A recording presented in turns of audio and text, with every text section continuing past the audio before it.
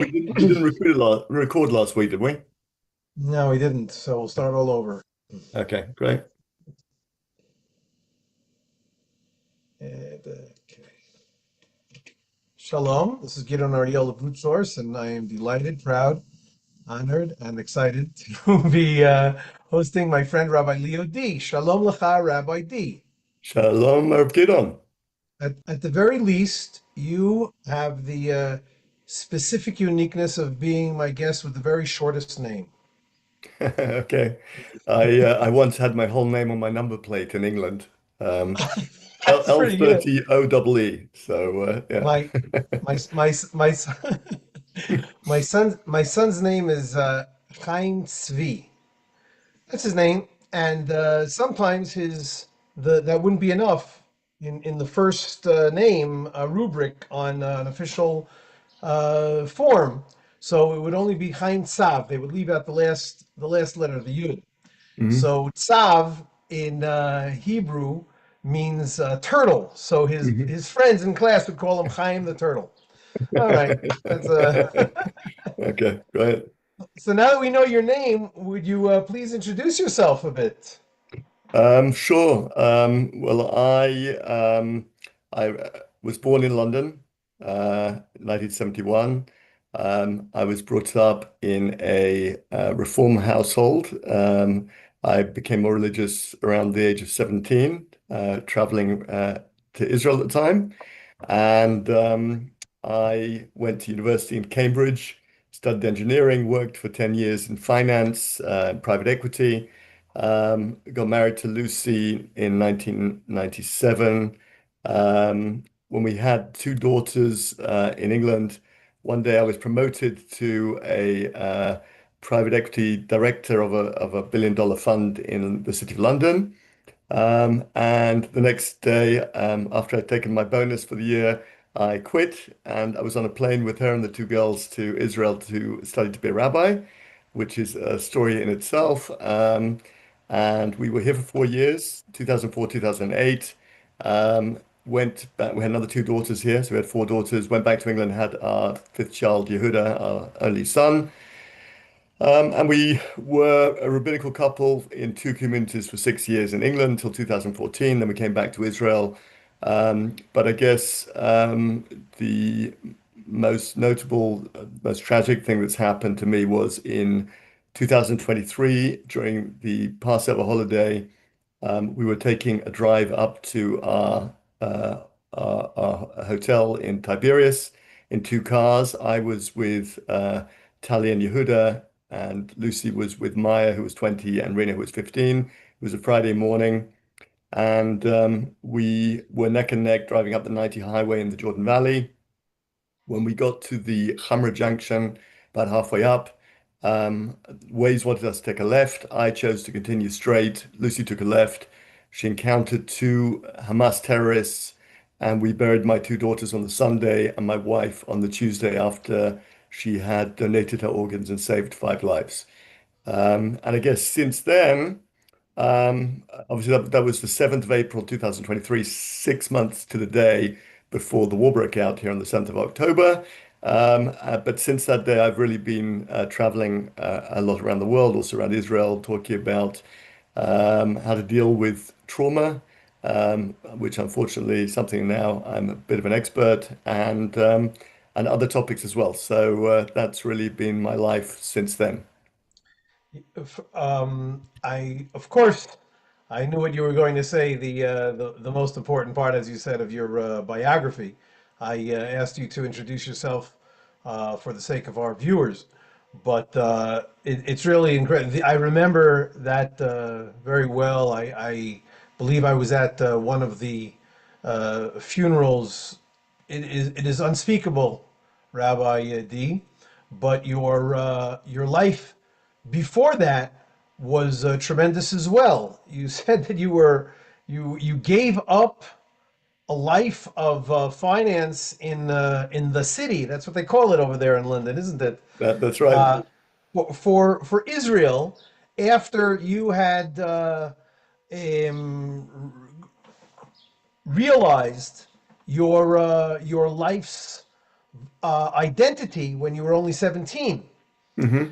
Uh, I'm really more interested. We are going to, Bezrat Hashem, going to be speaking more and more. Maybe we'll have some people who will be asking some more questions. But if I could bring, as I often do, my guests back to as early as I can.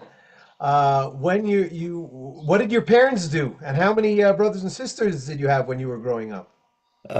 So my parents, to be fair, no, they were pretty hands-off parents, lovely parents, but not really too involved in my career or anything. So I didn't really have to fight them. I have one sister who still lives in London. Thank God she's married with four lovely kids. And that's it really. And so, no, it was a tough decision to leave a well-paid job to become an unpaid student, but there were various things that inspired me at the time. There was a book that I read actually by Rabbi Mark Angel from New York. It was written about 20 years ago. And it was called Losing the Rat Race and Winning at Life. And in it, he talks about the fact that every person has two voices in their head. They have the voice of the soul and the voice of other people. And he said the voice of It sounds like those cartoons with the angel and the devil on the shoulder. yeah. I think it's very much it's the same idea. So he said that everybody you have this voice inside you that's speaking to you every moment, telling you who you are. And that's the voice of your soul. And at the same time, you've got the voice of parents, teachers, rabbis, social media, friends telling you who you should be. And he basically concludes the book by saying that successful people are those who are able to tune down the voice of others and tune into the voice of their soul. What was interesting to me actually in the last 20 years is that a lot of research has come out that basically confirms what he said. So first of all, there's research that says that we speak 3 million words to ourselves every day. It's like the greatest conversation that's taking place in our lives is to ourselves. That's the voice of the soul. But we're aware that there's a lot of stuff going on in there anyway, whether it's 3 million or whatever it is. But we certainly have a greater conversation with ourselves than we have with anyone else, throughout the day or night. And the other thing that came out was a few years ago, they did research and asked a few thousand people on their deathbeds, what's their greatest regret? And the largest chunk of them said we regretted that we were living the life that people expected of us, and not the life that we knew that we should have lived. So it was interesting. So a lot of what he said came true, and I have to say I don't regret having made the decision. I feel like Lucy at the time said we actually went to Israel in 2004. It was at the end of the Second Intifada, and people said you're mad. And Lucy said at the time, I prefer to die in Israel than to just live Oh in the gosh. diaspora. And unfortunately, that was what happened. But yeah, we really have this sense that if we don't do it, then we only live once. And what are we going to say at the end of our lives? We had this opportunity and we didn't take it up. And I think that's an important question for people. You did, yes. Thank you very much. You didn't say much about yourself. I don't know how many times I'm going to ask you, but can you tell me a little bit more about Lucy and how you met her? Sure.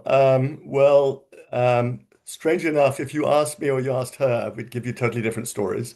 I'm So sure.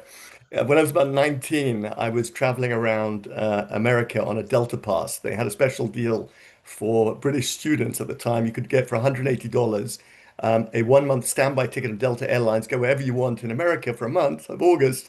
But it was standby.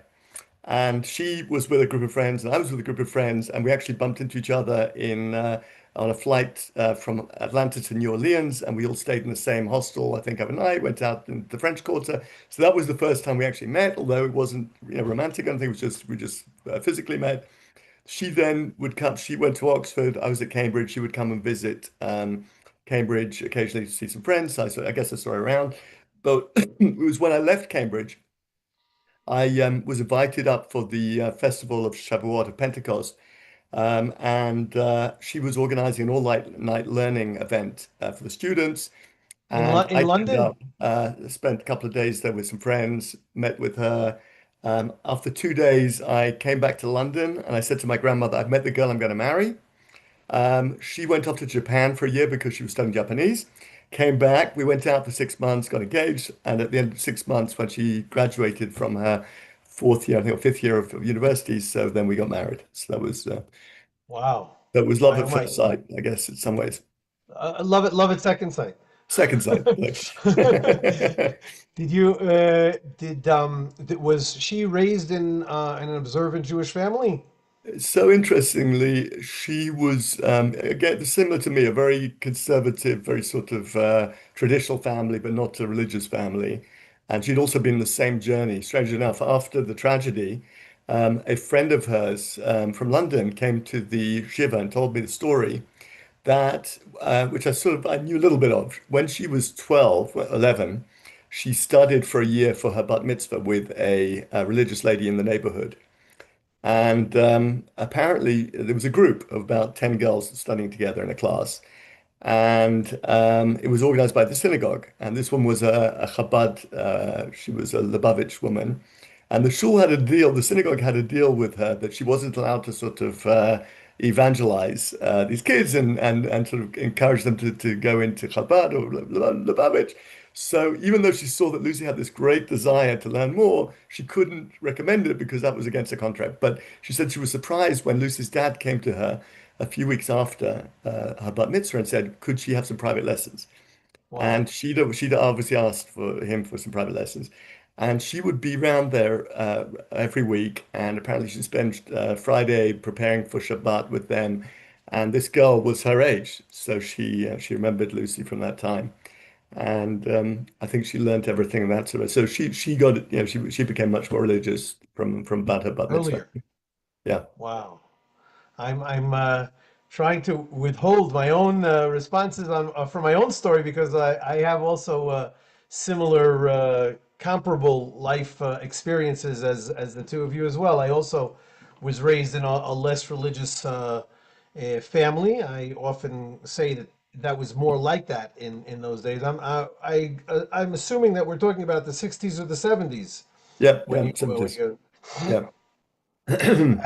and I also by the time I was in bar mitzvah age, about 12 or 13, I became involved with Bnei Akiva, not with Chabad, but with Mm. Bnei Akiva, which is a religious Zionist Orthodox youth movement, Jewish youth movement. And I fell in love. I like to say that I connect, my soul connected to the values that were opened up to me, you could say coincidentally. Right. So I had similar experience. I mean, I had a lot of very good sort of religious influences in my life. So we had a rabbi who'd come to my Christian. I went to a Christian school, and there was a limit of 10% Jews in the school, which I mean is amazing today. It would not be legal, but in those days apparently it was. So out of 700 boys, 70 were Jewish. We'd have a Jewish assembly once a week, and a rabbi would come. This was a ninth through 12th grade. Pardon me, my This was American. my whole schooling actually. First through 12th, From because 6 years old till 17. 18. I was a year ahead, so I finished at 17. But this rabbi would come. This was in the senior school, so from age 12 to 17. And he would come with his violin and he would sing a song, he would tell a joke, and he would give say something about that week's Torah portion. And that was the half an hour. And at the end of it, I was the head of the Jewish circle, they called it. And the rabbi said to me, he said, Leo, he said, isn't it wonderful? He says, every week I come with a joke, with a this, with and every week it's a different joke. And I looked at him, I said, Rabbi Wilchansky, I said, it's wonderful. I said, but I've been here 5 years. I said, and every year it's the same sequence of jokes. And I've heard them all 5 times. Same cycle. And then as a gift, he gave me a copy of his book. And it was all the same jokes again in the book. So, anyway, so he was one influence. And I used to go to he had a little stiebel, like little synagogue in his home around the corner from my house. And when I was a teenager, I used to go occasionally. But when I went to Israel, I actually went to a kibbutz in my year out before university. Spent 4 months on a non-religious kibbutz in the north of Israel. One Shabbat, I said, I'm going to Jerusalem. I went to Jerusalem. Went to the Heritage House, which is like a religious hostel. And there was a group called Aisha Torah, you know of, who said to me, why don't you come and do our program on Emunah and Faith Discovery? It was a 3-day program where you basically stayed up late at night arguing with a bunch of Haredi rabbis about the existence of God. And I Wow. was very comfortable arguing with about religion because, coming from a reform background, we were trained to ask many questions. I mean, the answers were not that satisfying in the reform. It was like, why do you have to keep the Sabbath? Well, you don't need to keep the Sabbath. But when we asked, when I asked these rabbis, why do I have to keep the Sabbath? They had some pretty good answers. And so, as I came back to the kibbutz after that Shabbat, I said, I'm no longer prepared to work on Shabbat. Wow. And they removed me from the best job in the kibbutz, which was 6 in the morning till 10 in the morning, preparing the coffee and milk machine in the air-conditioned eating area, whatever the canteen. And they moved me on to the midnight to 6 in the morning shift in the plastics factory, which was the worst shift. And my father said, not for the last time. He said, no mitzvah goes unpunished. That was, yep, that was my, So wait a second. So you had not yet become religious before you went to that kibbutz. no, no. That I was mean, you just told us your I interest. yeah. I mean, actually, I started eating kosher probably before that. Uh, So you're a Heritage House slash Aisha Torah success story. yeah, I think that's fair enough. And my wife Lucy was a Chabad success story. So, I guess, there's something in these organizations. Wow. But that's just the beginning of Yeah. your Jewish identity, if I you can use that Yeah. term. So I went to university. I'll tell you something. So I went to Cambridge. Now, anyone who knows Cambridge will know that it has colleges and faculties. So you live in a college and you study in the faculties. So I was studying in the chemical engineering faculty, but I was in Queen's College. Now, every college has three things. It has a cafe, restaurant. It had a church, which a chapel, and it had basically a dorm, so a place where you sleep. So it was like a little mini village, let's say. I mean, really, it was a little village, and you lived with these people. Oh, and How sorry, I have many how four. many people lived in Queens College? Um, 100, a yeah, I think thousand? maybe 1,000 people that were in each one. They were quite big. So And no, were maybe not they were 1,000. pardon me, were Maybe 300 or 400. But in any case, sorry, the fourth thing it had was a pub. So they all had a pub. So I turned up this 18-year-old boy, I think it was 17, I was almost 18 at the time. I turned up to my first year at university and I go into the pub. Everyone goes into the pub that night. And now I don't know, I've never been to a pub before. I'm a Jewish boy from Northwest London. I've never been in a pub, so I didn't know whether what to order. Half a pint, a full pint, a beer, a stout, a lager. I didn't know to stand up or sit down. I didn't know, who I could speak to. I didn't know, how to speak to the girls in the pub. I had no idea about the etiquette. I felt completely, isolated and like out of place. And this was the first few days, and then Friday night, they have like a Hillel house they call it the Jewish Society in Cambridge. And they have a little synagogue in the center of town. I turned up. There was a nice Friday night service, followed by they took out sort of about 20 trestle tables or 10, 15 trestle tables. 8 people sat around each table, and we made kiddush and we had lovely Friday night dinner. And I felt like I knew exactly what to talk about to people around a table on a Friday night. And I suddenly felt very much at home. So I decided at that point I was going to abandon the pub and make the Jewish Society my place, which I did for the 4 years I was there. I was the head of it for some time, and that was when I got into Jewish learning. So the boys there had a class on Gemara, on Talmud. A again, lot of this was before you went to that kibbutz and to Aisha No, Torah. this was after that. So I was After now, that. now at university. A lot of the boys had spent 2 years studying in Israel before Wow. they came to Cambridge. In Well, in at in least a 1 or 2 real years. yeshiva, in a Yeah, real full-time they'd yeshiva. studied in Rabbi Rizkin, Rabbi Brovander's yeshivas here generally. And I turned up and they were organizing a Gemara Shia, like a class, a Talmud class, once a week, bringing a very senior rabbi up from London, which was a big investment of his time. It was like an hour or two journey there and back, and then an hour. Yeah, he spent 5 or 6 hours doing this trip in order to give them an hour of a class. And someone invited me to come along, so I went along to it. So I started learning Talmud at year 3 level when I hadn't done year 1 or year 2. which was a very interesting experience for me, but I loved it. And a couple of the boys offered to learn with me one-on-one during the week to catch me up, to get me up to the level. And by the end of the Wow, year, I was learning with them at sort of this level, which was great. Which actually, just as it's an amazing. aside, inspired me to do a project which I'm working on at the moment, which is translating the Talmud into English. But I'm doing it in a slightly different way to what currently exists because, as you know, if you get a standard translation of the Talmud, you get just the Talmud translated with some footnotes. What I've done is, what we're doing is we're translating it word for word in the format of the Talmud. So we have the Tosafot on one side, the Rashi on the other. We have the Rabbeinu Hananel, the different commentators around the page, and we translate all of them, and it's presented exactly as it's presented in the Hebrew page. So we're not compromising in terms of the level of learning.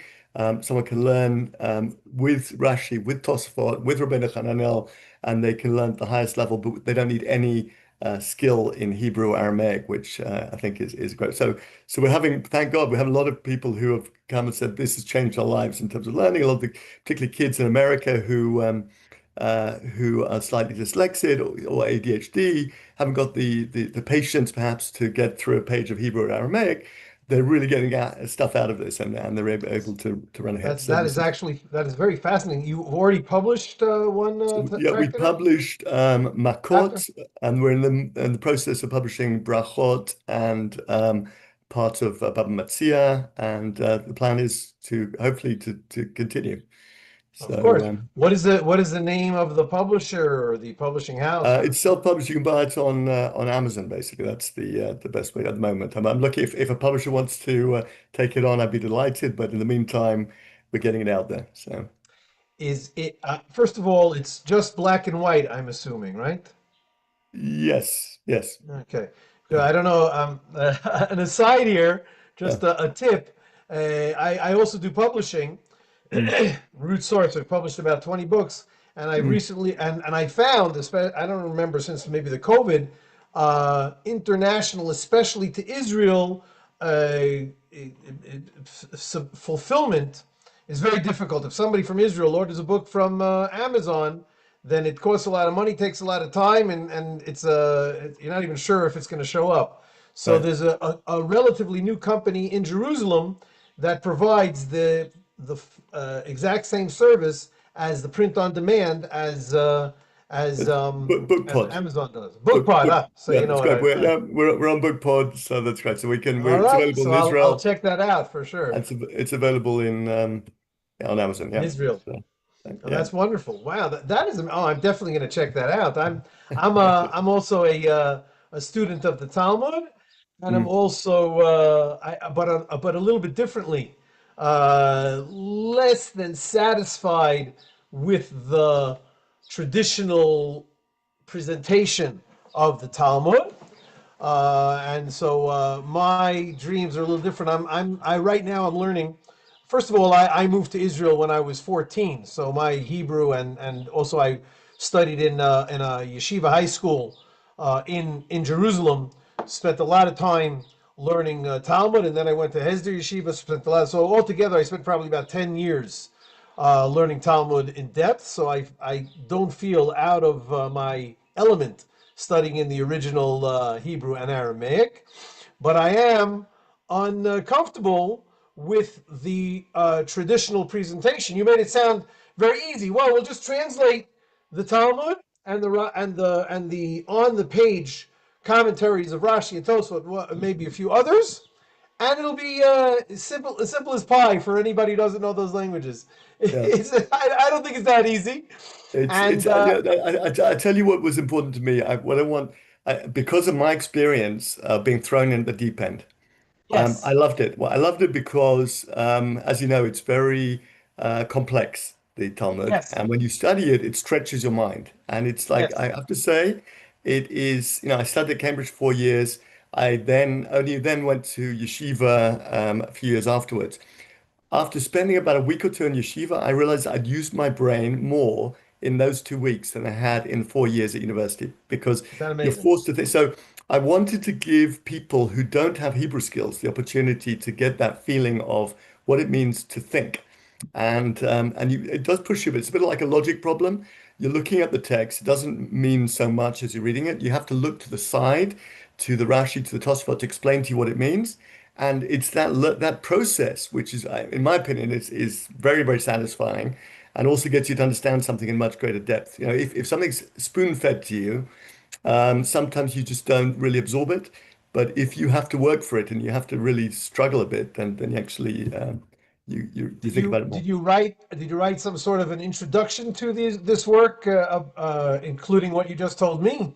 Not so much. I really would like people to sit down and learn. That's Just I was get to I the had the bottom benefit. line. I learned under Rabbi Brovender, and he said once, he said there are two things about Torah. He said you can learn about Torah or you Or you can can learn Torah. learn Torah. And he said, you know, you're here in yeshiva, you're learning Torah. You're not learning about, no, I'm not interested in giving you the history. I'm not interested in giving you, you know, why it's here and how it is and what it is. You're just going to learn it. And and I think that there's something about that which is great. Obviously, there's something about that because that's what we Jews have been doing for thousands of years, But and with the people doing in the pretty book, well and at. I have to say, it's something which I mean, I don't know if this is our topic at all today, but something which speaking to Christians, you know, recently, more and more now, they're telling me that they're worried about the next generation, particularly, you know, evangelical Zionist Christians are worried about the next generation because a lot of them go to university, they get brainwashed by Qatari Chinese money that teaches them to be woke and liberal and so forth. And they said they're now no longer pro-Israel. They're no longer, you know, their values have changed, and they're very worried about the next They're generation. no longer pro-Christian. Yeah, and I said to them, I said, well, have they not read the Bible? I mean, how can you be anti-Israel if you've actually? They said, no, they're not reading the Bible. So young Christians today are not reading the Bible. By the way, young Muslims are not reading the Quran because the Right. Quran, as you know, mentions Israel 50 times, doesn't mention Palestine once. So, you know, they're not reading the Bible. And unfortunately, many young Jews are not reading the Torah either. I mean, and actually Right. many from both the Orthodox and the Reform. So, you know, we're in a generation of TikTok where if it doesn't come in a sort of 20-second soundbite, you know, I'm not interested. You're But just the risk of just not reading the Bible today is tremendous. I think it really the world depends on the next generation and future generations of continuing course. to read it and to learn it because otherwise, where do your values come from? They come from modern society, and modern society is basically whatever makes you feel good this minute, and we know where that leads. We'll see what it goes. Wow. Well, that's amazing. I'm sure that you have a lot of other interesting stories, some of which you've published as books. Right, right. so, so I'm looking forward to you in meeting you about once a month, and we will be talking some more. Okay, well, let's see how it goes. Okay. Thank you very, It's very much, my friend. pleasure speaking to you and take care. Shalom, shalom. Have a great day. Bye bye.